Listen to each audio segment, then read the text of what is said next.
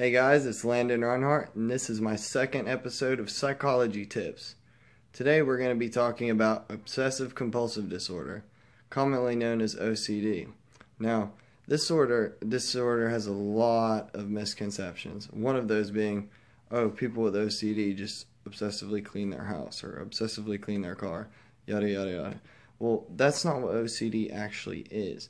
OCD is a recurring thought loop in one's brain where one must consistently perform self-seeking rituals to relieve themselves of these vicious obsessions.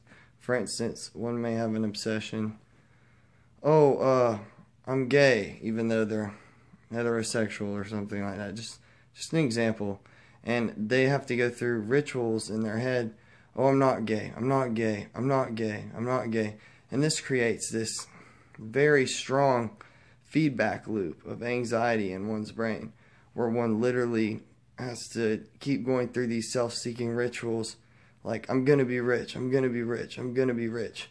That's what OCD is. It's not necessarily being a clean person, although OCD can manifest itself in ways such as obsessive hand washing, obsessive alcohol consumption, and obsessive cleaning. So OCD is a very vicious disorder, and we see it among a lot of addicts that are dual diagnosed, alcoholism, OCD, very, very common because it's pretty much the same obsessive thought process, I think, neurologically, and I plan on studying this a lot more in graduate school. OCD, I'd like to hear a lot from those of you who have it that are watching this video, because I'm currently writing a thesis on it and what substances can help it, such as medical marijuana. Do stimulants help it? Such and such. Do stimulants or depressants, which is more effective at treating OCD, etc.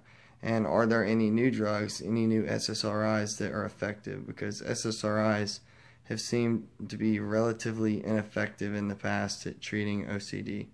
So with that being said, OCD can be so debilitating.